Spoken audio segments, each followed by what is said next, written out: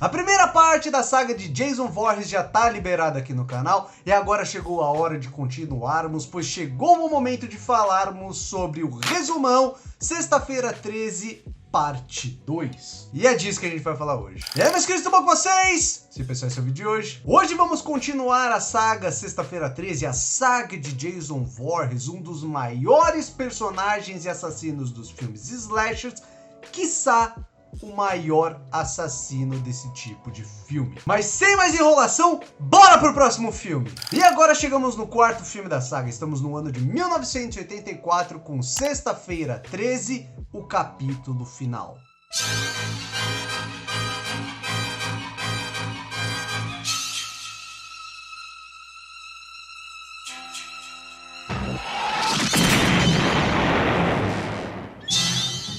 Após os acontecimentos do terceiro filme, Jason vai até o necrotério, pois todos julgam que o assassino está morto. No entanto, Jason continua vivo e retorna ao Crystal Lake, onde um grupo de adolescentes estão reunidos e serão suas próximas vítimas. Sexta-feira 13, parte 4 foi dirigido por Joseph Zito, e esse daqui, por incrível que pareça, era para ter sido o último filme da saga Sexta-feira 13. Isso porque a Paramount, que era a produtora e distribuidora dos filmes, tinha percebido já que esse não era o tipo de filme, o tipo de saga que a crítica gostava. Então, meio que para eles não ficarem marcados por serem uma produtora e distribuidora de filmes ruins, eles decidiram pôr um ponto final ao Jason nesse filme. E como você percebeu na sinopse, esse filme ele tem meio que a mesma história que nós sempre tivemos nos filmes do Jason. Sério, eu acho que toda a saga do Sexta-feira 13, ela basicamente pode ser resumida com o mesmo tipo de sinopse. Mas ao mesmo tempo, comparado com os outros filmes, esse daqui é um filme bem legal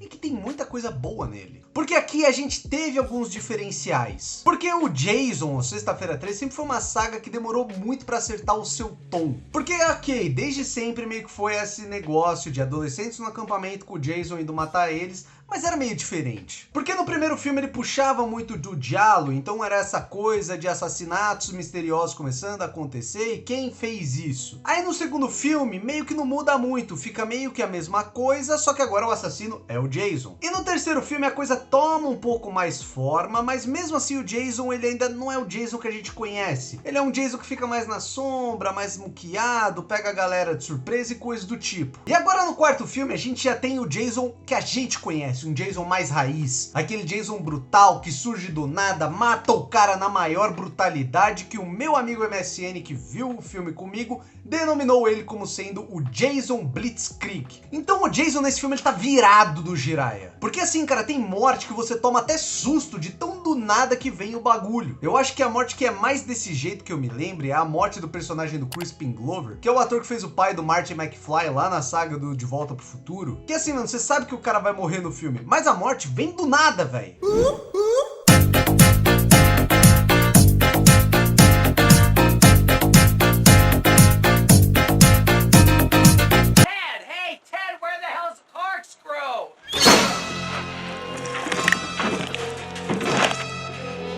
Filme, os caras colocaram tanta gente, tanto personagem, que tem muita morte, morte de todo jeito. Você vai ter a mina sendo puxada da janela e caindo que nem um pedaço de bosta. Você vai ter a morte do cara que tá caçando o Jason porque o Jason matou a irmã dele no filme anterior. E que é uma cena ridícula porque o cara fica literalmente gritando, ele está me matando.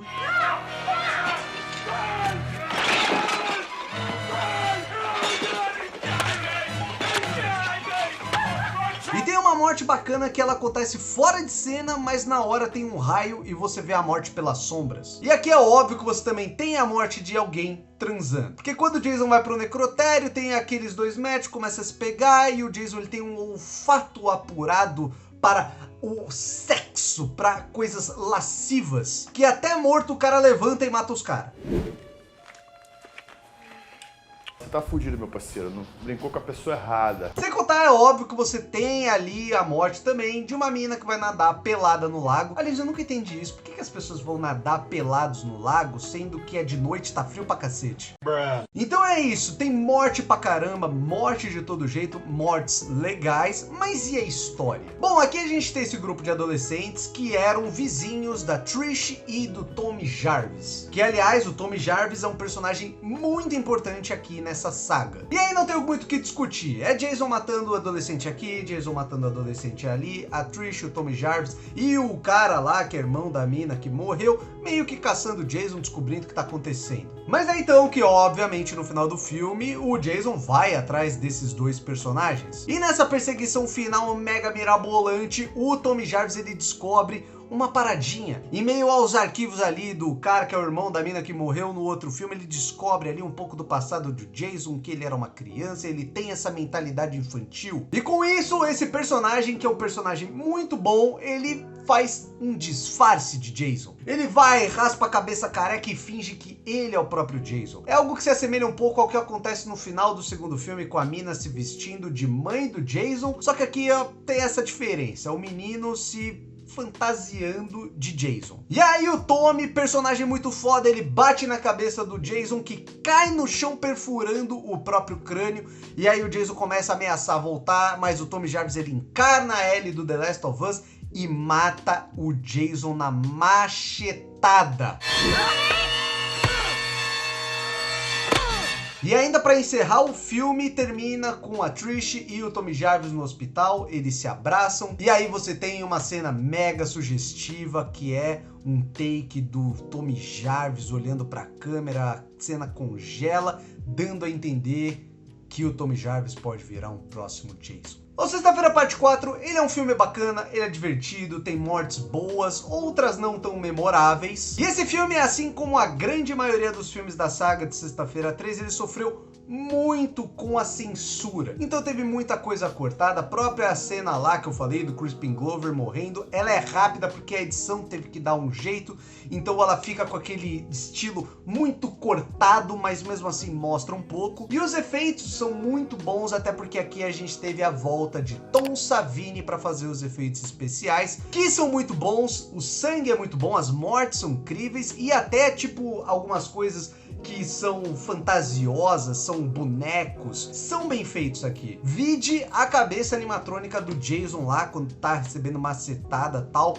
É muito bem feita aquela paradinha. Você vê que é um boneco, mas é crível. E além de tudo, a gente teve ao menos a introdução de um personagem muito bom aqui na saga do Jason, que é o Tommy Jarvis. Que aqui foi interpretado pelo Corey Feldman, que era meio que um ator mirim ali, mega hypado nos anos 80. E que além de ser um ator muito bom, ele faz um personagem que é muito bom. E aí com o filme custando cerca de 3 milhões de dólares e arrecadando basicamente 11 vezes mais, a Paramount parou de olhar para Sexta-feira 13 como sendo aquele filho fracassado, mas sim o filho bem sucedido que dá grana. E é então que nós vamos para o ano de 1985, um ano depois, com Sexta-feira 13 parte 5, um novo começo.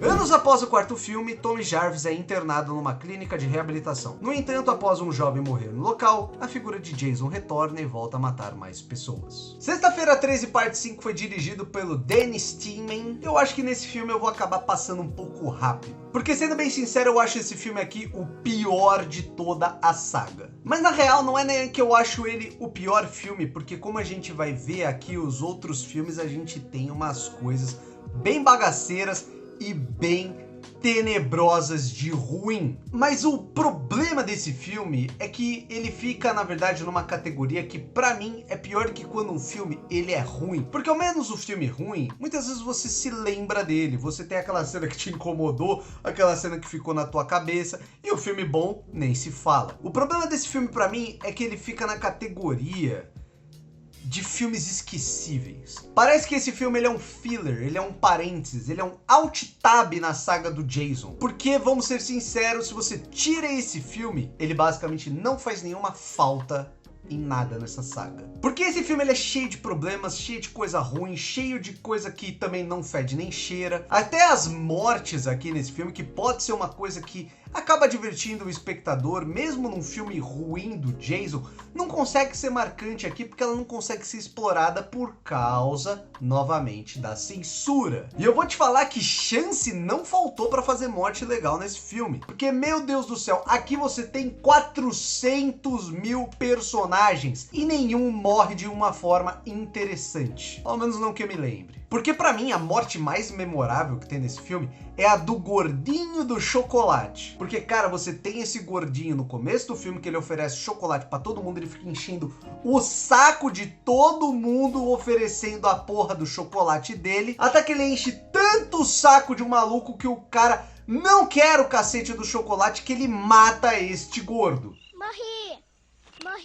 E aí é aquilo que acontece. Morreu o gordinho, volta o Jason por algum motivo, que já vamos explicar aqui por quê. Mas sendo bem sincero, eu tava do lado desse cara com o machado matando este gordinho do chocolate. E olha que eu sou gordinho. E também um outro problema desse filme é que ele volta com aquela estrutura do whodunit, que é aquela estrutura do primeiro filme de mortes misteriosas acontecendo meio giallo e você não sabe quem é, aquele mistério de quem é o assassino, tá ligado? Mas aí você tá me assistindo e você tá pensando: porra, meu, é sexta-feira 13, é lógico que é o Jason. Então, eles deixam essa dúvida porque no final do quarto filme é inegável, não tem como discutir, o Jason morreu. Então o que o filme faz? Ele aborda como se o Tommy Jarvis fosse o Jason. Lembra daquilo que eu falei lá do final do quarto filme, de ter aquele take gravando o Tommy Jarvis, o cacete A4? Então, eles pegam esse ganchinho. Porque aqui o Tommy Jarvis é um cara completamente perturbado, ele tem as visões com o Jason que meio que nunca são explicadas, é algo misterioso. Então isso é interessante, porque é óbvio que não é o Jason nesse filme, até porque eles mudam até a máscara do Jason, ela tá diferente, ela é pintada de azul e não de vermelho, então você não precisa ser um gênio para fazer essa ligação. Mas além do Tommy Jarvis ser o suspeito, você também tem o suspeito que é o paramédico que vai buscar o corpo do gordinho depois que ele morre. E você só tem essa suspeita porque o filme ele faz questão de não ser nada discreto e gravar esse paramédico como se ele fosse algo importante, mas até ali não tinha nada de informação sobre esse cara. E aí você olha essa cena, não tem como você não pensar por um segundo: suspeito. E no fim das contas, sim, é a porra do paramédico, porque daí o filme ele revela que o paramédico era o pai do gordinho do chocolate que abandonou o filho, mas agora por algum motivo ele se importa com esse filho. Ele se importa tanto que ele mata esses 400 mil personagens, que muitos deles nem estão envolvidos na morte do gordinho e que estão lá só pra acrescentar morte pro filme. E aí no fim das contas você tem a Mina Lee, que é uma ajudante do médico do sanatório do Tommy Jarvis, lutando contra o Jason, e que, cara, é uma das piores sequências finais de todos os filmes do Sexta-feira 13. Que na moral, olha essa mina lutando contra o Jason. Vem afobado assim não, vem afobado assim não, vem tranquilo, vem tranquilo. Mas resumindo muito, chega lá o Tommy Jarvis, ajuda ela e eles matam o cara revelando que era o paramédico. E cara, esse filme ele é muito ruim, ele é esquecível, principalmente porque você não se importa com nenhum personagem desse filme. Nem o Tommy Jarvis nesse filme funciona direito, e olha que a gente já tem um apreço por ele por causa do quarto filme, mas nesse filme aqui eles colocaram um ator mega merda pra interpretar o cara e, meu amigo, é tenebroso. E o final do filme ainda faz um gancho, tipo o quarto filme, porque termina com o Tommy Jarvis usando aquela máscara de Jason com uma faquinha, ameaçando matar a menina ali que ele salvou no final do filme, e pronto, acabou esse filme. E aqui, como todos os filmes basicamente Sexta-feira 13, ele fez uma graninha, mas esse daqui ele foi destruído pela crítica. Sendo assim, a Paramount, que não desiste, ela fala: vamos emplacar mais um filme, dessa vez vai dar certo, todo mundo vai gostar desta porra, vamos fazer Sexta-feira 13 parte 6. E foi então que chegou o ano de 1986 com Sexta-feira 13 parte 6, Jason Vive.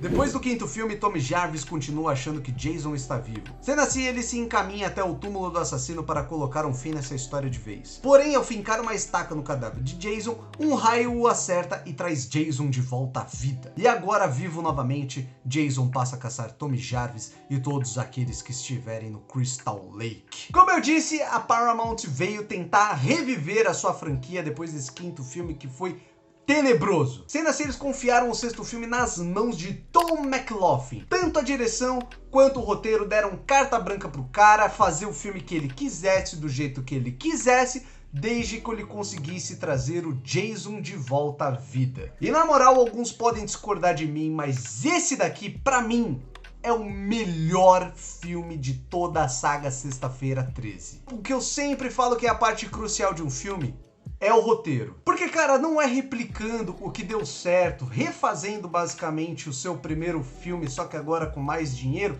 que vai dar certo. Também não é colocando 4 milhões de personagens no filme para você ter 4 milhões de cenas de morte no filme que vai fazer o filme dar certo. O que faz a diferença é um roteiro bom, um roteiro coeso, um roteiro que sabe da onde tá saindo, para onde tá indo, um roteiro que sabe fazer aquilo que ele tá se propondo a fazer, seja comédia, seja drama, seja o terror, seja o suspense, seja a matança. E esse filme ele tem tudo isso. E pra mim esse filme ele já é de longe o filme mais divertido de toda a saga com relação às mortes, porque pelo filme não ter nenhuma cena de nudez ali, que era basicamente uma marca registrada que precisava ter em todo o filme do Jason, ele não sofreu com a censura. Então aqui a gente teve a liberdade de explorar as mortes de forma mais livre. Mas também não é a matança pela matança, porque além de tudo, o Tom McLoughlin, ele é um bom diretor e sabe gravar bem. Então aqui você vai ter a morte de um personagem que é simplesmente dobrado ao meio, você vai ter até 2 personagens sendo decapitados ao mesmo tempo, mas você também tem mortes sugestivas, como a morte de uma mina que o Jason entra ali na cabana dela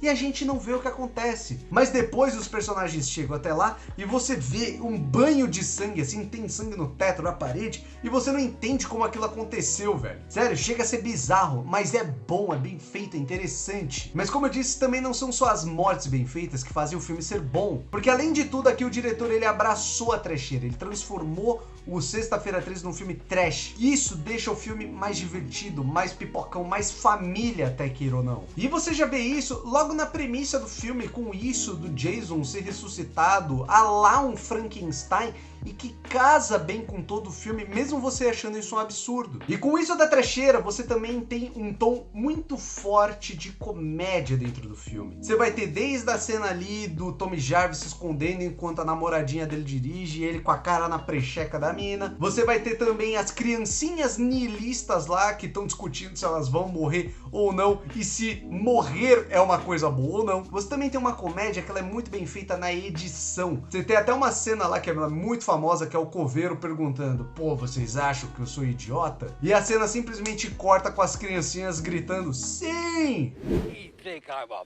farthead? Porra, é coisa boa demais, velho. E além disso tudo, a história funciona muito bem também. Isso porque, ao menos pela primeira vez, eu acho, a gente sai daquele estigma de Jason matando adolescentes no acampamento. Aqui você tem uma trama um pouco mais diferente, tudo funciona bem, casando a trecheira com o horror. Esse daqui talvez seja um belo clássico de um terrir. Você também tira vários estigmas dos slashers comuns, como os personagens sendo burros. Porque aqui o xerife ele não acredita no Tommy Jarvis, justamente porque é meio bizarro você escutar a história de alguém falando que alguém foi revivido por um raio. Então não fica zoado o xerife não acreditar, mas ele fica encasquetado com aquilo, tanto que ele vai ao acampamento no final do filme verificar se o Jason tá lá, e o Jason mata toda a turma de policiais dele. Você também tem o casal que é abordado pelo Jason no meio da estrada, e a reação dos caras não é: ah, vamos ver o que é, vamos bater nele. Não, é foge, cara! E todo o desenrolar da história funciona bem, porque ela se baseia muito nisso do Tommy Jarvis tentando provar que o Jason voltou, e o Jason matando geral enquanto isso. O que culmina no ápice, que é ali no acampamento, onde até o xerife ele só morre lá quando o Jason começa a perseguir a filha dele e aí ele meio que se sacrifica. Sem contar que aqui o confronto final também, ele é muito bom, feito entre o Tommy Jarvis, a namoradinha dele, que é a filha do xerife, e o Jason. O plano do Tommy Jarvis é inteligente, eles inserem ali um elemento de que para você matar meio que um morto-vivo, você tem que matar ele no lugar onde ele nasceu. Então o Tommy ele faz um plano de ter que prender o Jason no fundo do lago, porque ele sabe que o Jason agora é imortal, e no final das contas isso dá certo, mas a namoradinha dele também não é uma personagem inútil, ela acrescenta e ajuda muito ali, sendo a mina que salva o Tommy no final das contas, fazendo uma respiração boca a boca, e também que concretiza a morte do Jason nesse filme, ligando o motor do bote com a hélice cortando a cabeça do bicho. E aqui a gente também já tem a primeira pistinha de que talvez o Freddy Krueger esteja nesse universo, porque tem uma menininha que ela chama Nancy e que ela ali tá sonhando com um cara que quer matar ela nos sonhos. É só um tiragosto ali, né? E assim termina o filme com o Jason preso por uma corrente no fundo do Crystal Lake, só esperando pra alguém ali libertar ele pra mais um filme. Na boa, cara, esse filme é demais. Se você não tem interesse em ver nenhum filme do Sexta-feira 13, você só quer ver um assim, só pra... eu quero conhecer, quero ver qual que é o Jason. Cara, vai nesse, sem sombra de dúvida. Bom, pessoal, esse foi o vídeo de hoje. Eu espero que você tenha gostado. Se você tiver mais sugestões de vídeo aqui pro canal, deixa nos comentários. E você, quais são os seus favoritos do Sexta-feira 13, desses 3 que eu trouxe aqui? Comenta aí também. Muito obrigado pela paciência, muito obrigado por estar aqui. Espero ver você na próxima. E até o próximo vídeo.